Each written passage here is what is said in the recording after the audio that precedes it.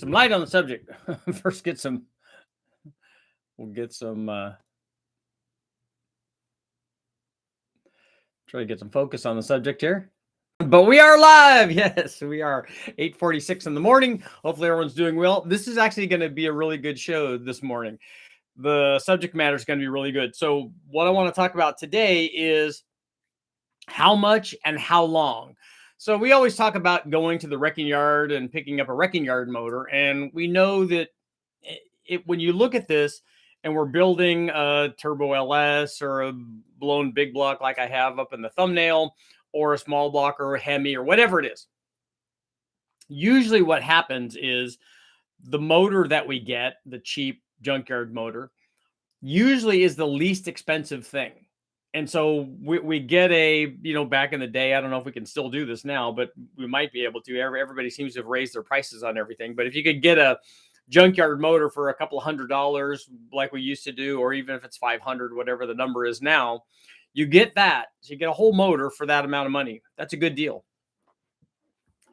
But then how much do you have to add to that? And that's the thing that always killed me, is that, and that's why whenever I would go to the wrecking yard and get something, I'd get a motor, like let's say I got a 5.3, especially back when they were doing the motors, you could buy them complete. So that, okay, you get a whole motor from throttle body to the oil pan, and you get all the accessories, you get everything. A lot of times we just end up throwing stuff away. But I always tried to make sure that the motors were as complete as possible.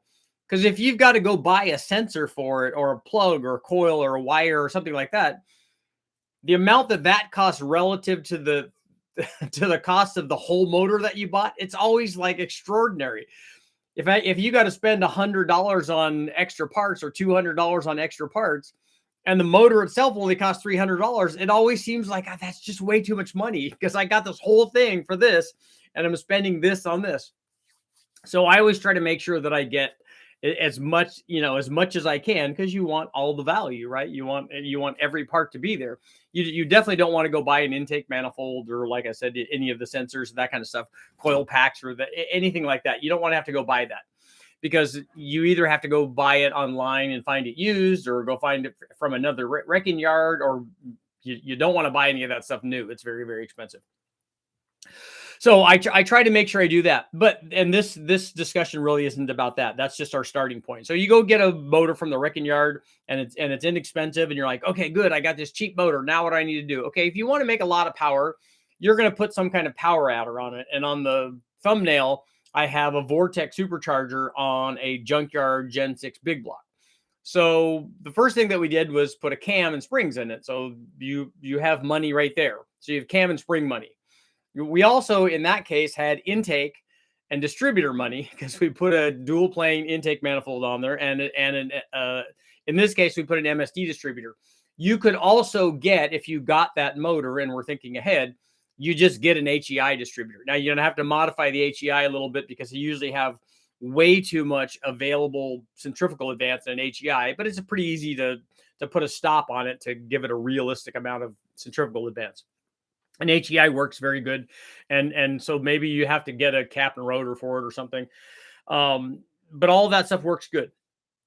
You don't have to have the MSD if you're thinking low buck approach. You'd have to have a carburetor if you're going to run it carbureted. If you're going to continue to run it fuel injected, you could keep the fuel injection and stuff. More than likely, you'll have to buy injectors, because if you're going to try to make power, you need bigger injectors. So there's another cost. On the big block in the thumbnail, we ran the Vortex on it. We also ran a blow-through carburetor. So you'd have to spend money on a blow-through carburetor. We got ours from Kevin at CSU, and that carburetor's worked very well. We've used it a million times. And we had, in this case, this one had everything. So it just didn't have E85 when we ran it. It did have race gas in it. It had the Vortex centrifugal blower. It had I think that was a YSI. We had an air-to-water intercooler with, cold dyno water running through it. And then we had a blow-through carburetor. So we had blow-through cooling, and we had intercooling, and we had a Vortex on it, and we had our junkyard motor, and it made good power. It made getting up near 1,000 horsepower. I think it made 950 or something. And so it did well. But the question is, all of the things that we added to it are probably several $1,000s. To our original, this motor was like $500 when we got it to begin with, because the big blocks were more money than the other ones were.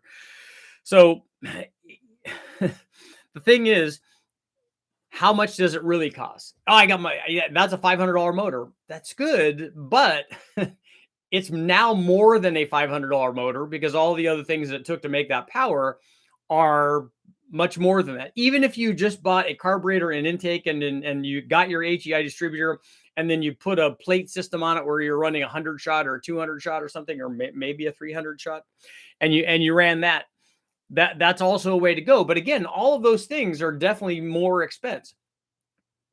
We're saving money from getting the cheap, from getting the cheap junkyard motor, but then there are a lot of other expenses to make this thing work. The same thing with same thing can be said with like LS swapping stuff. Yeah, you just put an LS in it. Well, yeah, but the the cost of the swap is not cheap. I mean, relative to a $500 motor, the cost of everything else is expensive. I mean, and then we talk about all the time, okay, yeah, you've got a inexpensive LS motor, and then now you have, I bought a cheap turbo too, or two cheap turbos, even better. You bought two of them. You still have intercooler and piping and injectors, and I don't know if you have some sort of standalone management system. But then also, what about the things that are behind the engine? Do you have a 1,000 horsepower transmission? Do you have 1,000 horsepower drive shaft in your rear end? Do you have brakes? Do you have all of the stuff that's going to be needed to hook that up?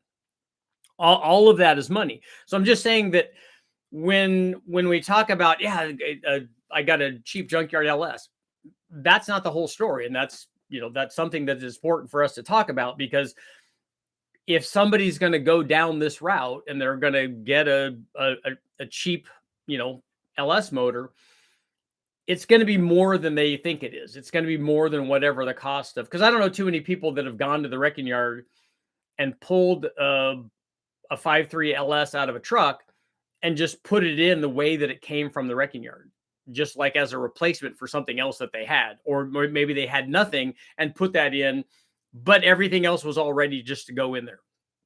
Because that would be that'd be a much more inexpensive route than having to modify everything.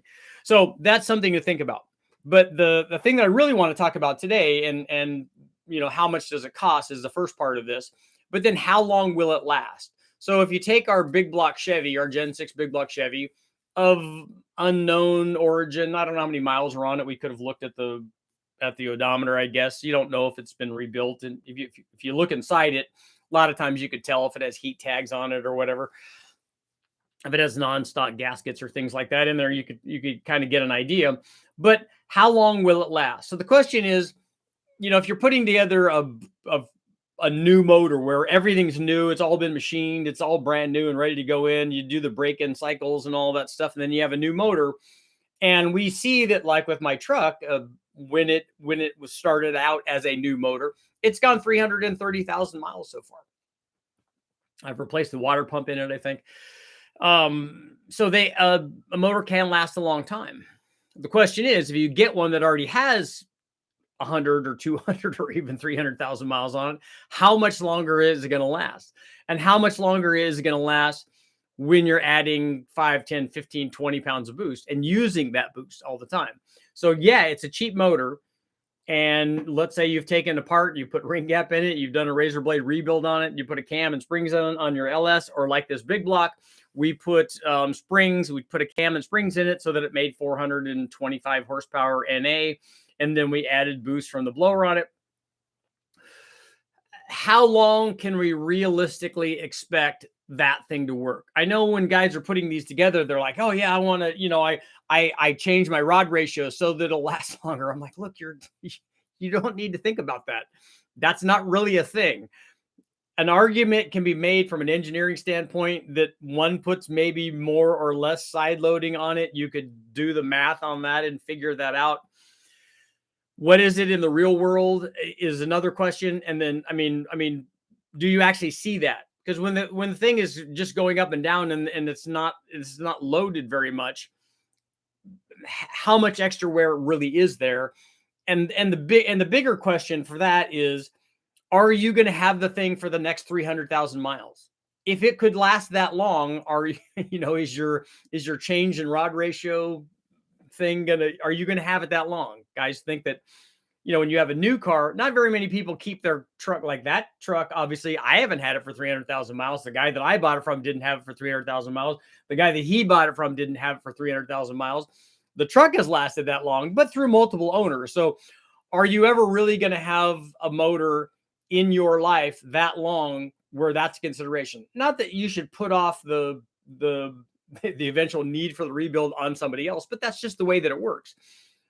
As we buy and sell these things, most guys I know that have performance trucks don't ever wear them out on mileage.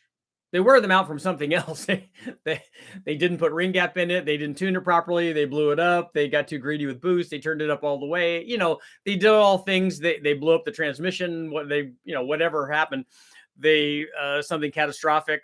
They heard it not because, well, I just wore it out at 500,000 miles and it lasted that long. You don't hear that story ever. So that sort of concern isn't really the deal. But that's the question we're asking today. If we go get a wrecking yard and we do the razor blade rebuild on it and we put a cam and springs on it, we put some kind of boost on it like this big block where we're doing a blow through carbureted deal, and you drive it around in your Chevelle or your C10, or you put an LS and put a turbo on it, how long going that cheap route, how long does that last? Does it last a year, 2 years, 5 years, 10,000, 20, 50,000 miles? How long does it last? How long are guys, let me know if you've had things out there that you've had for a long time. Have you had things like, have you had a turbo LS in your thing for 5 years or 10 years or 50,000 or 100,000 miles? Do you have stuff that was originally this kind of cheap date kind of deal? Do you have that and it's lasted a long time? Because that's always the argument that that the other side has. Oh yeah, you just bought cheap stuff. We'll see how long it lasts. I'm thinking it really does. I'm thinking it keeps going. I'm thinking, like I said, that the disasters that fall upon people are of their own device. They're not. I think that the problems with these things are not that we've simply worn out the motor, which can happen. You can lose ring seal and stuff. That they've worn them out. They've cycled them out of okay, there's no more cycles left in those pistons. They just fall apart because they have had 18 bazillion cycles in them, and you have just worn them out. They're just not ready to do anything else. They've given their life and they're ready to go.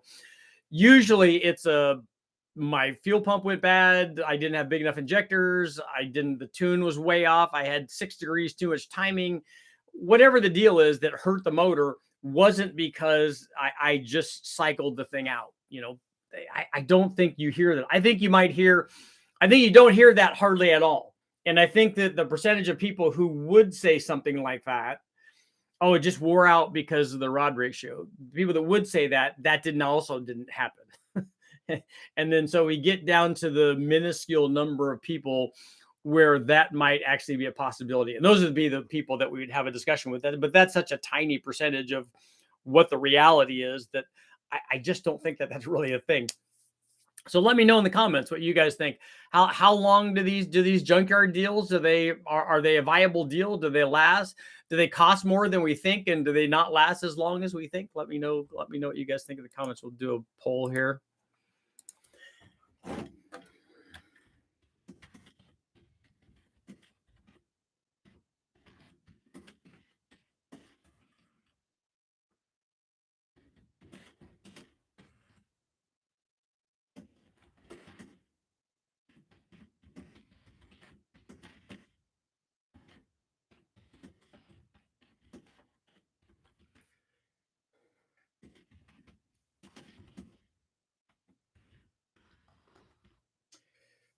Let's see.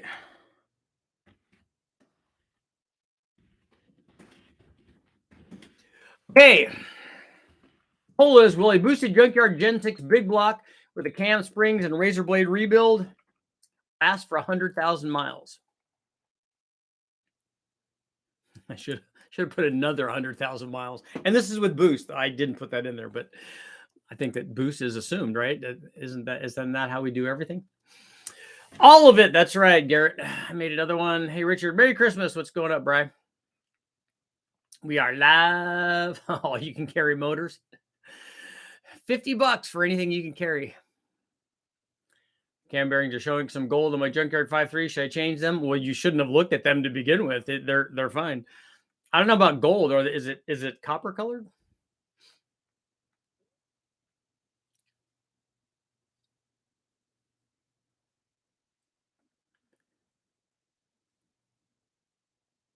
They want a core plus the cost of the engine. V8 velocity, what's going on? It's just 2 spots. Use your pinky nail.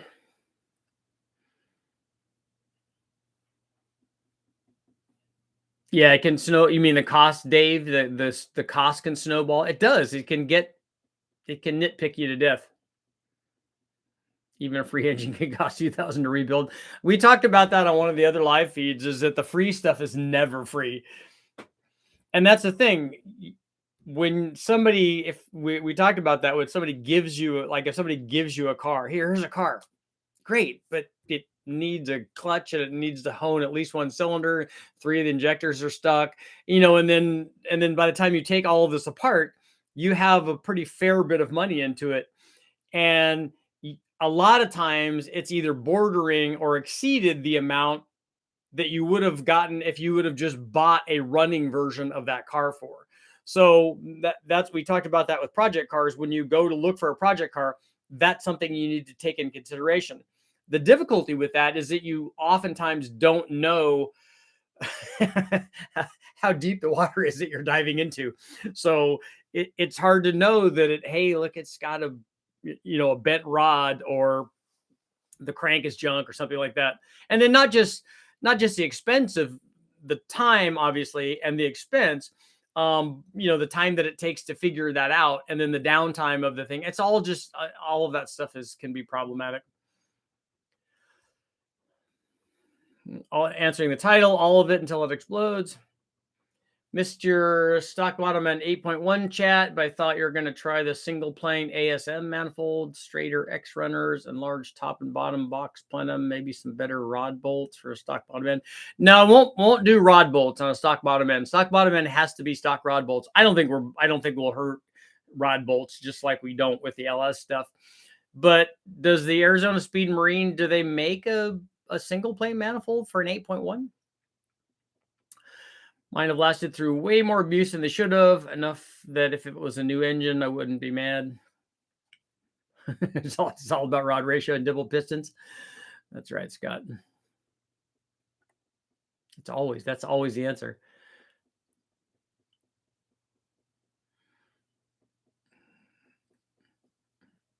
So that's a Matt Happleism, Sean, is a new equals never ever worked. I bought a pullout with 10,000 miles and still didn't just drop it in as a replacement. I pulled the heads and milled them and ported them.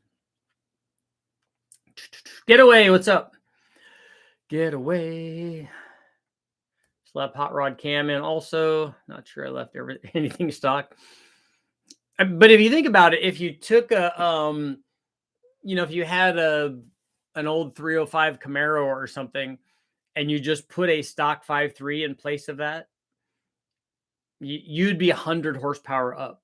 So that would actually be a pretty good upgrade, even if you did nothing to it. Mr. Grubworm says they come that way from the factory, like the factory align hones the cam bearings after they install them. So the bore is not align honed. They do that after they put the cam bearings in.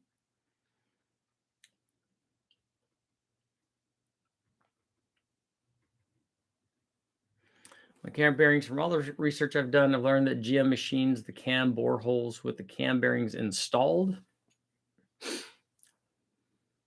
Schrodinger's cam bearings, exactly. They're good until you open the box.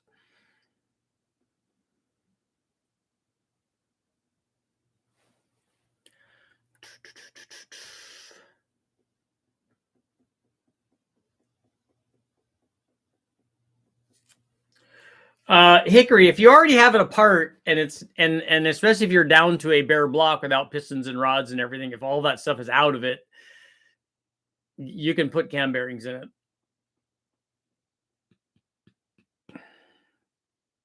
it's just copper showing in the bearings, I wouldn't worry about it too much. Yeah, if it's worn in one spot or whatever, the 5.3 that I have has copper showing. In fact, almost, I'd have to say every junkyard motor that I've gotten and done cam swaps on, there's copper showing on every one of those bearings, and we just run it. But I also have to say that I have had a cam seize a cam bearing before in the big camshaft test that I did, where I was testing all the stock cams. It did that on the LS6 cam. Since all of the other cams ran fine in those bearings, I would have to say that it was probably a fitment with those particular cam journals, and not a problem with the bearing. Because if anything, if the cam bearings are worn, they would be loose, if anything. So it's probably was a problem with that particular cam.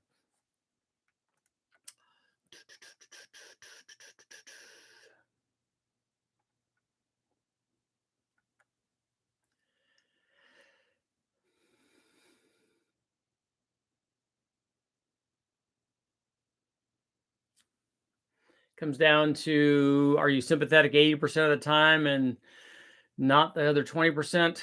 They will last a long time. The right amount of money spent in correct areas of a junkyard motor, including performance mods and fabrication, should make it last. The other factor is the driver. I think mistakes with the Corvette was, I thought buying a head scam intake 06 would save me from the valve drop issue, but I didn't realize how beat up it was. Copper color.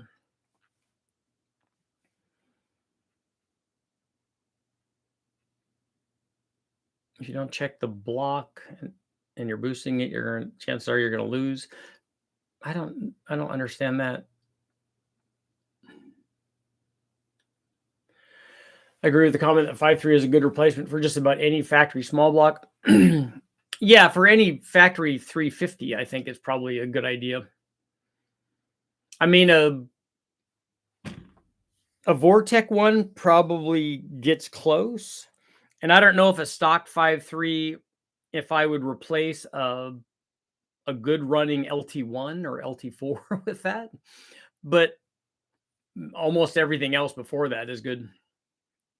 ASM is a TB manifold and feeds all cylinders, so I think that it makes is it a tunnel ram manifold? Did the cam bearing seize before or after you observed it? That's it, right?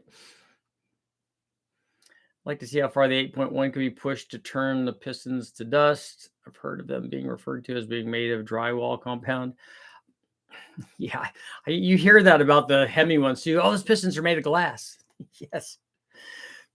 If by glass you mean that they are Superman and the lack of tuning or lack of ring gap is kryptonite, then yes.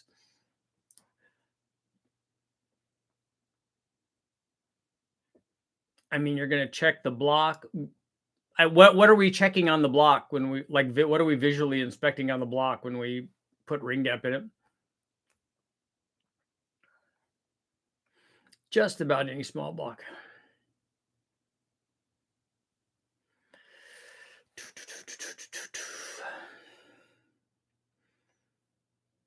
Yeah, most of those were, 250 or 60 horsepower stock motors. And then some of them were like the L31 with a carburetor and stuff on it was up near 300, but a 5.3 is like 350. So it's pretty good. I mean, if something jumped out at you, yeah, if you have a big crack in a cylinder or something like that, you could see that. I know that when I did one of the first big bang motors, that it had a really big rust spot in it, and we honed the block, and the rust spot was still there. I'm like, well, we're trying to break the motor anyway, so it's getting run that way. I don't think the 8.1 could possibly be as bad as someone claimed. I think we talked about the problems that I think we're going to have, and that's it's big and excessive torque is going to be the thing. What's your opinion on grind and polish a high RPM motor, a Honda? Well, are you thinking that a factory Honda is already a high RPM motor at 8,000 or 8,500 RPM? Polishing the crank is not a bad idea. I don't think it's required for a Honda. We didn't do it on any of our Bonneville motors.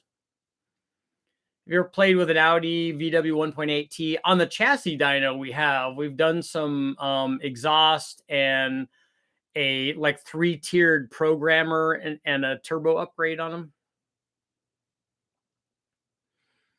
Brian, thank you. Richard, about to add E85 to a 394, 6.4, 11 and a quarter, 233, 246. Polyported heads.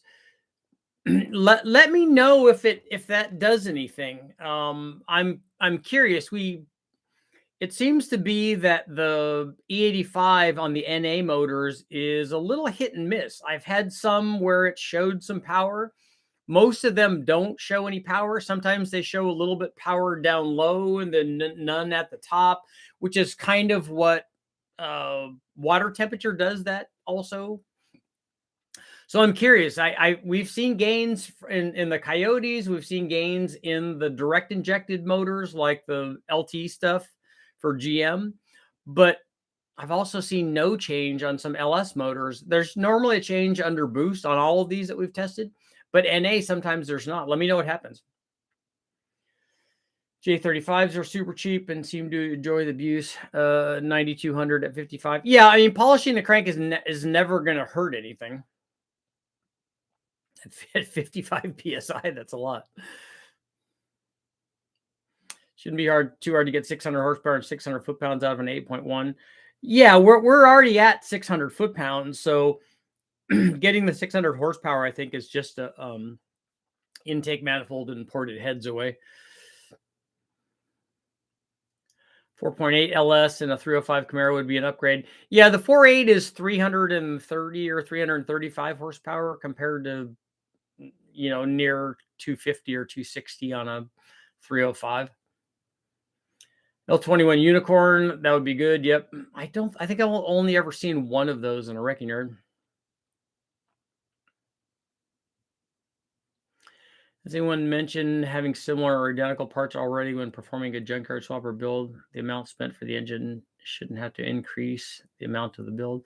I don't know what you mean. Has anyone mentioned having similar or identical parts already when performing a junkyard swap? You mean, did they already have a 5.3 and then they put another 5.3 in there?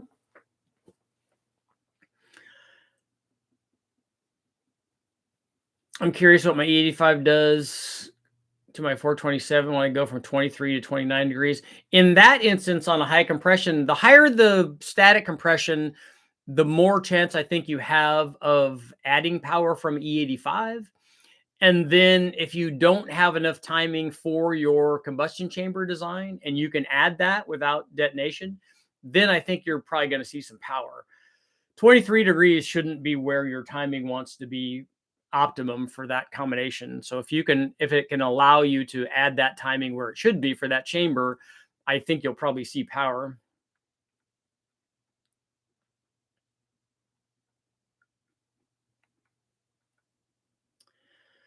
Hunter, thank you. Yeah, you let me know what happens.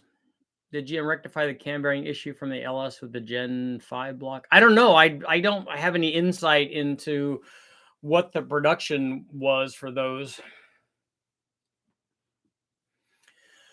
Got to make sure you measure for bearing clearances after polish. Yeah, it's the polish should take off almost nothing. Have you ever big banged a J35? I've never even run one on the engine dyno, so no.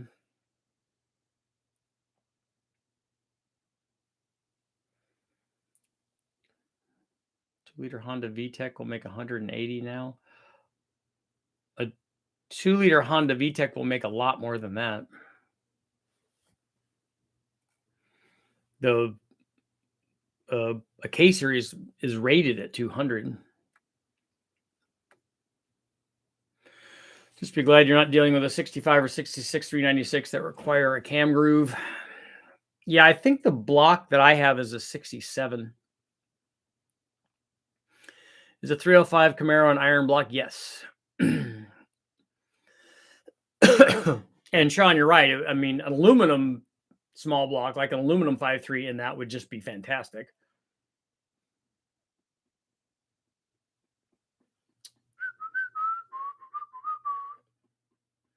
Yeah, all the factory 350, 305, any of the original small block stuff was all iron.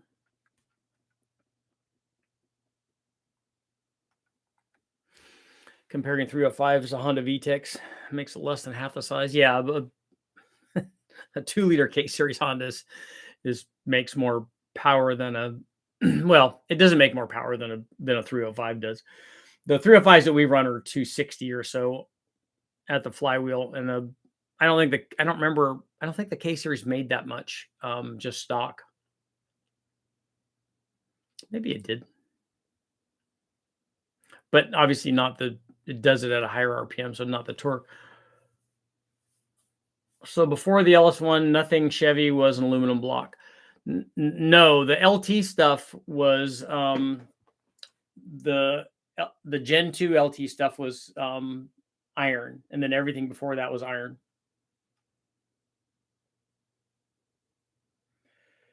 On a K24 with a 7875, what do you project the turbo limiting power wise? That turbo will support more than 1,000 horsepower, I think, on that combination. The Pontiac 350 is gonna get the Torque Storm supercharger on it, and a cam swap are the next things that it will get.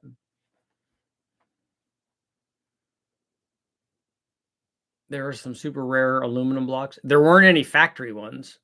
Nothing came in a production car with an aluminum block that I'm aware of on a small block. They could have made some for racing applications, but not with it didn't come in a car. They did big blocks, but not small blocks. Doing a carb E85 GT45 turbo on a 318 Mopar, plan on locking the timing to start out before spending money on an MSD to pull timing. Any idea timing what I should look at for 10 pounds?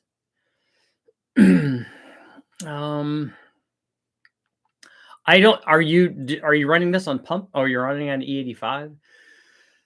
A 318 is probably going to be. I'm guessing, since it's probably going to be near 35 degrees of total timing. So I think if you took 10 out of that, then you'd probably be okay. What about the C4ZR1? Yeah, but I don't really call that a small block Chevy, though. It's a big deal when they started using aluminum heads. Yeah, on the L98 stuff, that was a big deal. Would you sell it after testing it with a Torque Storm on it?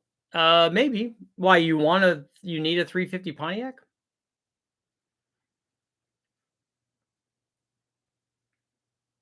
Yeah, it was Lotus and Mercury Marine did the ZR1 motor.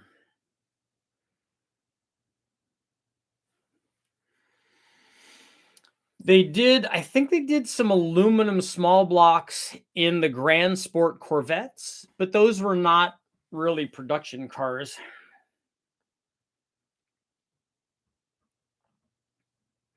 Or how much power that engine can make. I don't know what they're limited. I don't know. Obviously, stock cams are going to be limiting if you put camshafts in them. I don't know what the head flow is on a. Does anybody know what a ZR1 head flow is?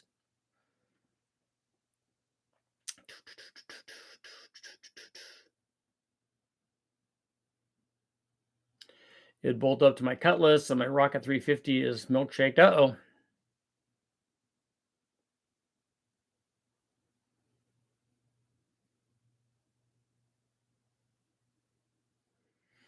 I have some aluminum heads that we could try on there. I have some Speedmaster heads that we can try. There's a Speed Marine. Looks like a Holley Sniper dual throttle body, but it has a single throttle body lid that spans the two plenum boxes, if that makes sense. Yeah, I'll have to take a look and see what it looks like.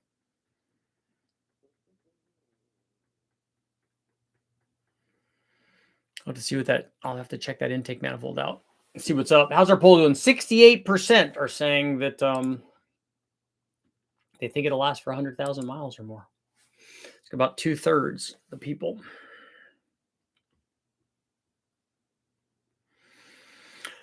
I remember doing stuff with the 01 motors. The guy, Rick from Pacific Performance, did a bunch of stuff back when I was at All Chevy magazine. They ported the heads and put nitrous on it, put headers on it, and did tuning on it, and did extrude honing the intake manifolds. They did a few things. I don't think that they ever changed the cams on it, but that car went 9s with nitrous, so it was pretty fast.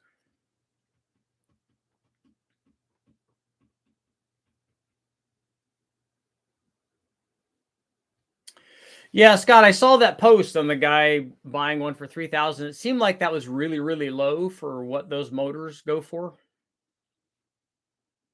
I don't know if there was something broke on it. Google says 265 CFM at 500 lift. See, that doesn't seem like a lot.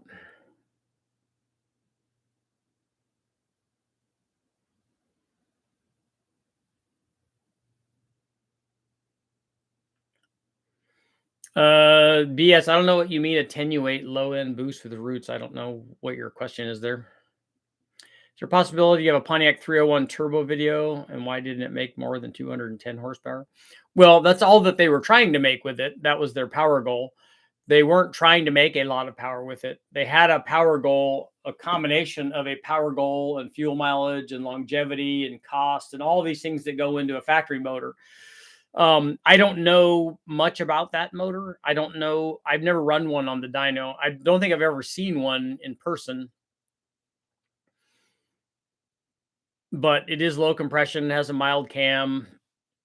That's a draw through turbo, if I remember right.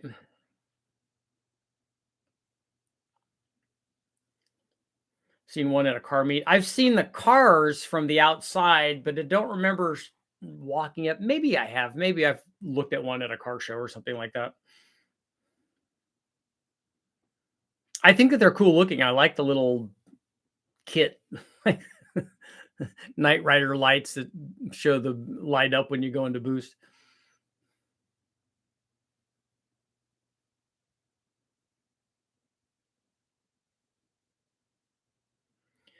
Recall you saying you had to turn down the boost below 52 because there was too much torque being generated. On which one are you talking about? On the big block, we want to turn the boost down when we do the big bang one, because the turbo sizing relative to the NA power output, you get a lot of response on a big motor that makes a lot of torque. And so you can get the turbo spooled up immediately. And any turbo that you put on there will make more boost, if you can get it spooled up, will make more boost down low than it will at the top. Because when it runs out of airflow, it's going to run out of airflow where the airflow is greatest, which is at higher engine speeds.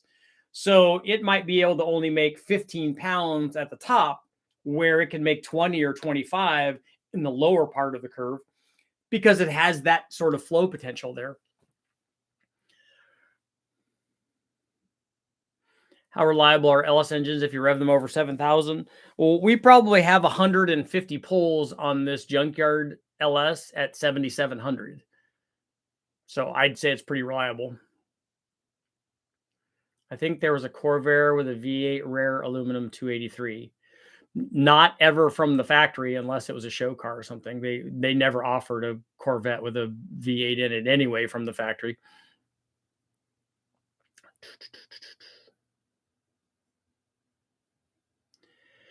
Real Pontiac engines for the win. Their 428 was a major unsung mid-range torque monster. Yeah, but a 455 would make more because it's bigger. Cast iron heads are kind of a no-go for me on a big block Chevy setup. Yeah, they're just too heavy to lift.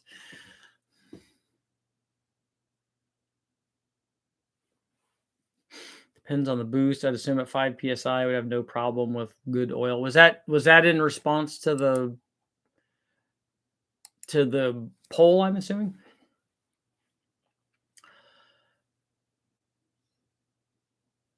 Just my opinion, if 301Ts were intercooled, it would have made more power and still be reliable. Yeah, but that would be difficult because it was a draw through. I think it was a draw through carbureted application. So you'd have to get fuel going through an intercooler, which should not be a good idea. And technically, it was already intercooled. If it was a draw through turbo, it has charge cooling because of the introduction of fuel.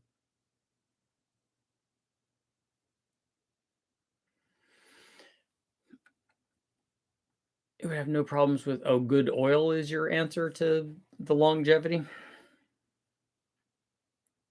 All my favorite Pontiacs were from the Super Duty family. Yeah, they did do good stuff.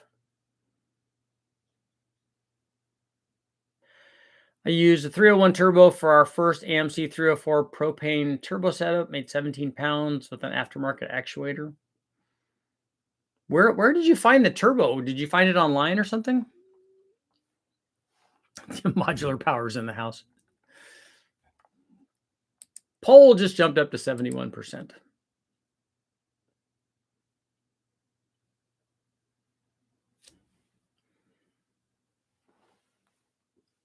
£17. That's a lot from that little turbo. What was the turbo on the Trans Am? It wasn't the Ray J, right? Or were they past that?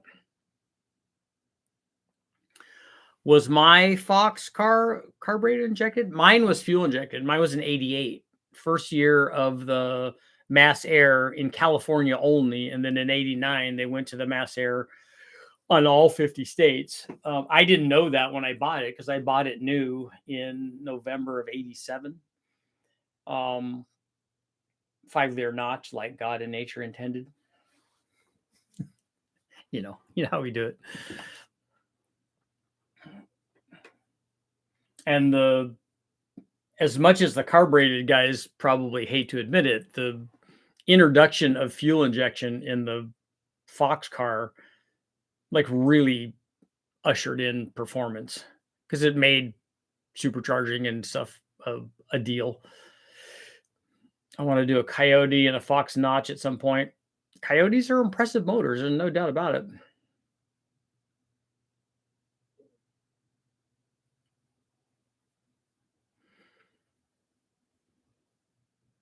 There's a good reason GM specifies Dexos oil from the factory in their mid 2000 cars. Okay. My thing is that people change their oil like at a reasonable interval and it lasts a long time, which is evident by because my car does not have Dexos oil in it. It has AutoZone oil in it. Got the turbo from a buddy that parted out a second gen Fire Chicken. He got it with a car. It was new in a GM box. That's nice. It's an NOS piece, man. Continuing the Rover saga to make loads of low end boosts, I will need a larger blower, spin it faster. So with a 4.6, I'm thinking an M122. It'd be nice to make the 4.6 think it's a 7-liter. Okay. Super Tech oil. Everybody has their favorite stuff. Glenn, you sent a picture of the ASM one. Okay. I could have looked it up, but that's cool. Too bad the Coyote can only be made so big. Yeah, bore spacing. I think they did a bad job there, but it is impressive. There's no doubt about it. I mean, the Coyote does represent. Motorcraft oil in my 3V.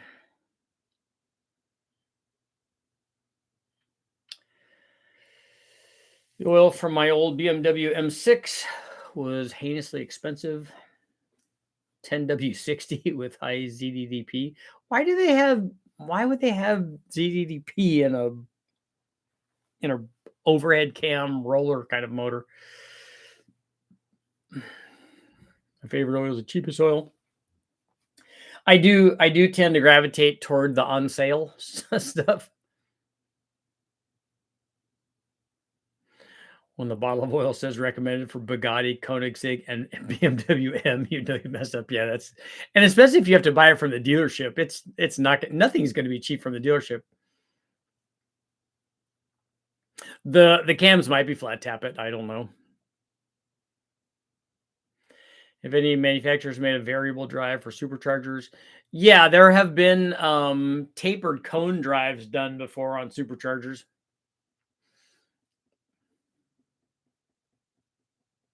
How about a small block Chevy build with Vortec heads and a TPI? Yeah, they make a tune port, a Vortec base tune port deal that you could just put the tune port stuff on.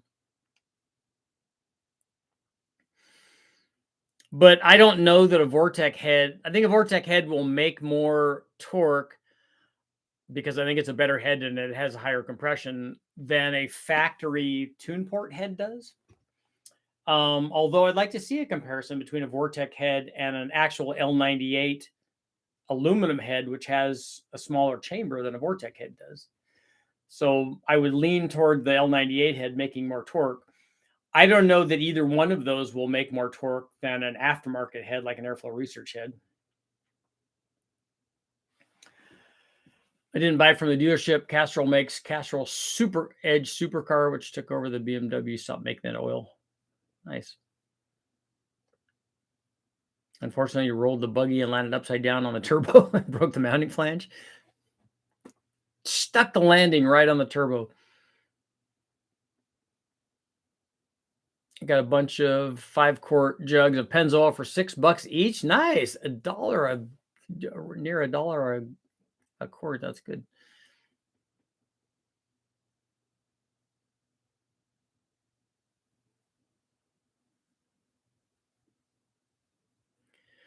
Bill, were they a shop or something?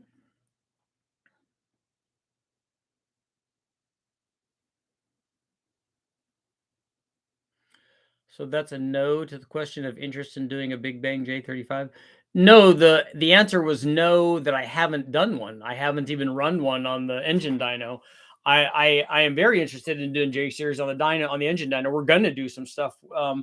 My buddy Jimmy has one in his NSX, and we're gonna do some stuff on the engine dyno.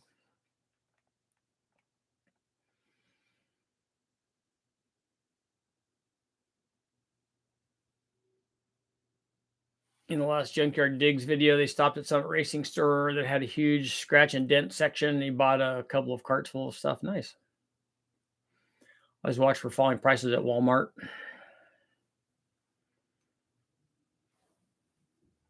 Cold start on the V10 with the 1060 was like 95 psi full pressure. Yeah. Used to have a Dynan turboed M635. Nice. Represent. Some serious headwork, 18 psi. It made 580 at the tire. We cat boosted 13 psi to avoid drivetrain problems.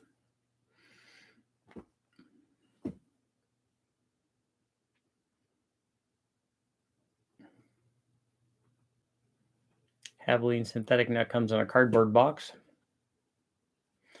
Can I get a signed Ford Focus book? I think I might. I don't know if I have any of those. Let's see. I don't know if I have any Focus books left. We'd have to get one from SA Designs, or the Car Tech guys, see if there's any available there. Isn't a V10 Big Bang? No, that's not coming.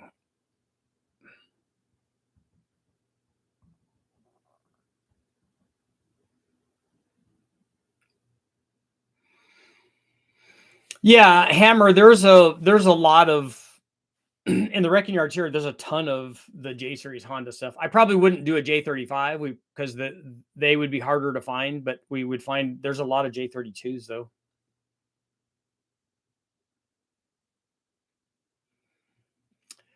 Overlay, the turbo experiment spiraled out of control, went to the GT35 82 for 2 seasons, now a 7875. See how it escalates?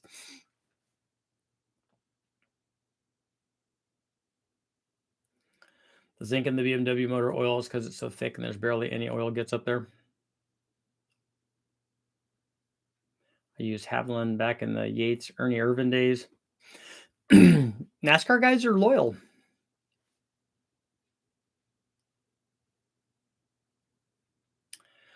"40-degree cold start on my 4.6 030 will generate 70 psi at low idle." we've seen 100 or 100 plus psi on some LS stuff, but at high RPM though, because it has a rising oil pressure curve, especially when it's cold. Matt, LQ4, 799 heads. I don't know what Lenati cam that is. I don't know what the specs are on that. And I don't know about idle, cruise, quality, peak horsepower, because I don't know what the specs are on the first cam. The J35s from Honda Odysseys have been the cheapest ones I've seen. Are you just seeing those on Craigslist or something? Where or are you seeing them in wrecking yards? The Lenati cam is a 237, 243.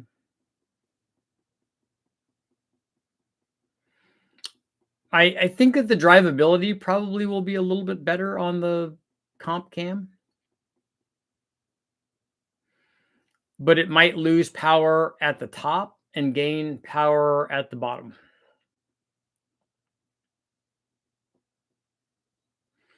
There's a company that puts a supercharged J series in the back of an original Mini, making 500 horsepower or something. Crazy little cars. That would be good. 500 horsepower would be good. Anything. Twin GT35 82s. Yeah, that's 4-digit power stuff.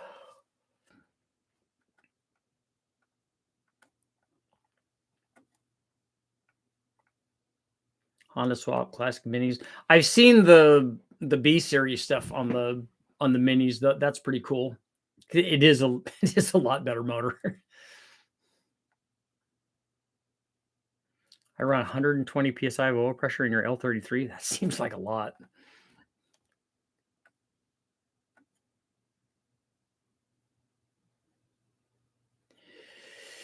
You put a BS. Oh, you put a 351 R code in your 79 Capri. That would be good.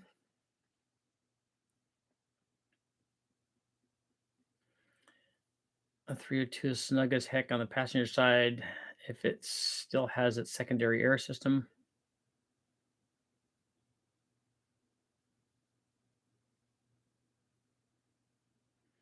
Wish the buggy had some type of firewall. you gotta put something up.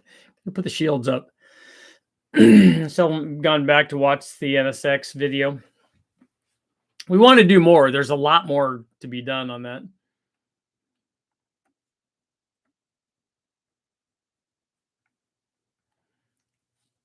The guy he bought it from had he pulled the engine out of an original Boss, a 71 Boss 351, and to drop in a 460. I mean, it's good to put a big block in, but when you take the original motor out of your Boss 351, you keep that original motor and put it in your garage.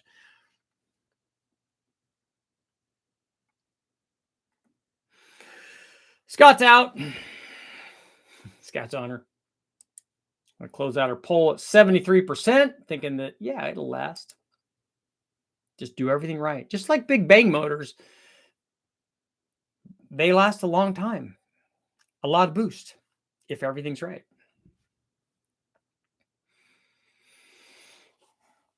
And I also need to put an AMC motor on the list, right? I haven't done any AMC stuff, but I really want to do the 6-cylinder Ford.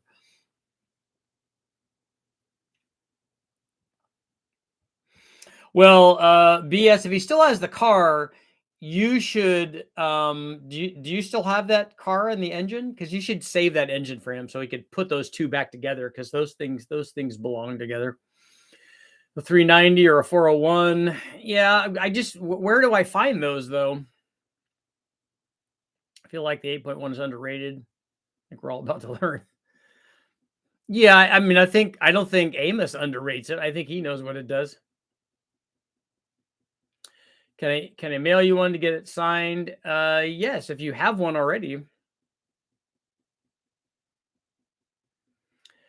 Find a guy who put an LS heads on the 306. Yeah, I've been thinking about doing that, but after seeing what the mismatch is and how much work it is to make it work, I don't know that. I mean, I'd love to have better heads on a 300, and I think we could do it. But and boost is just going to add to what's there. I don't want to break somebody else's toy though.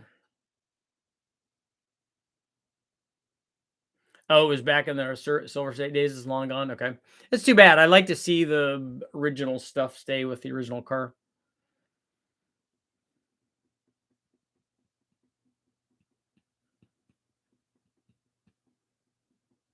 Overly, I wish you're on the East Coast so I could drop off an AMC. If you have, where are you on the East Coast? Maybe we could get it over to Brian Tooley Racing and Brian can ship it to me from, he's in Kentucky. Anyone tried the 3M bristle discs for head and block prep? I haven't. My buddy has swapped several 8.1 crate builds. He's stuck on the Mother Thumper cam. Does that fit in there with available piston to valve clearance? I don't know how big of a cam will fit on the 8.1s. They need more camshaft, definitely. They need more camshaft and they need a tunnel ram. They need a high ram, basically.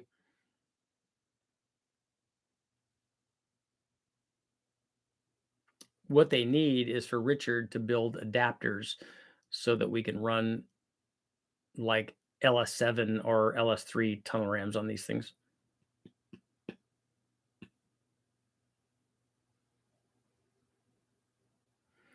The Cleveland Capri needed jerry cans to get across I-50. The Ely stretch back then was like 100 miles to the gas stations. It was a ways.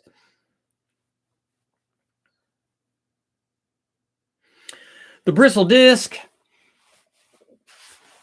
Oh, big stretch. One more minute. I got lots of stuff I'm doing.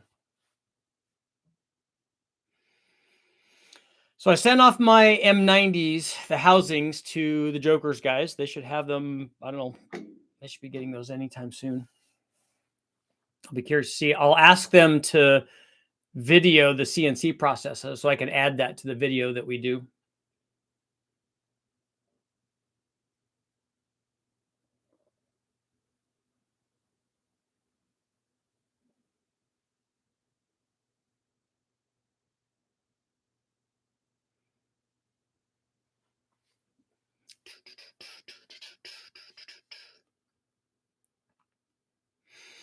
Someone throw out another question. Come on.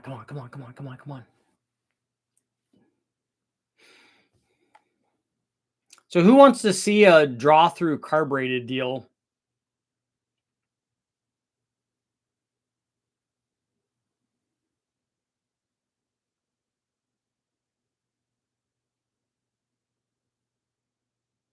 Monza. Okay, so maybe they put pistons in it that had valve release.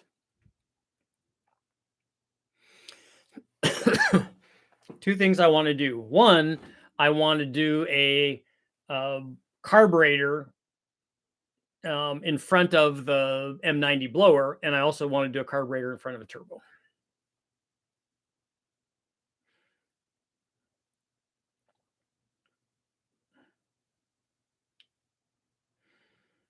If you could do a draw through versus a blow through, more Hemi junkyard stuff. I do need to get another Hemi.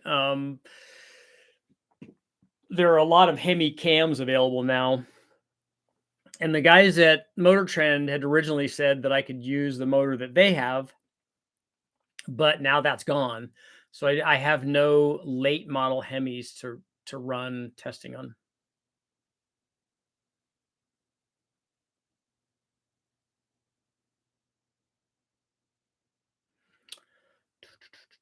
Blowers, if built properly, handle carbs well. Turbos don't because of the heat. Why would the turbo is the carburetor is separated from the turbo by some sort of adapter, an isolator, if you will, and the fuel between the carburetor and the turbo should actually keep everything fairly cool on the cold side.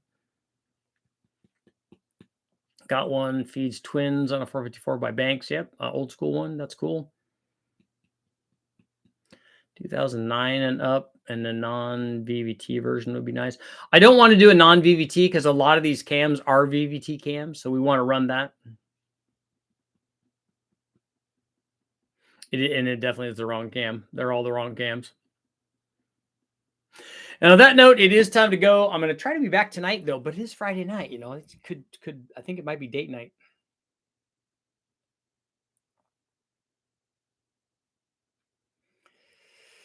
Thule is 13 hours away. That's a ways. Yeah.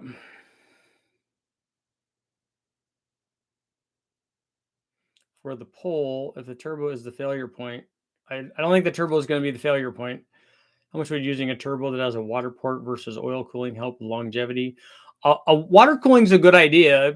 A lot of the factory stuff is like that. Even my little Omni has a water cooled factory turbo. That does help with longevity on the turbo. Those turbos are still running. A lot of the stock ones are from back in the 80s, so they last a really long time. The oil cooling is not really cooling, but it doesn't do as good a job as water cooling does. The water cooling the center section. How about using dry ice to cool fuel? Yeah, you could try that. And works good on a carbureted application.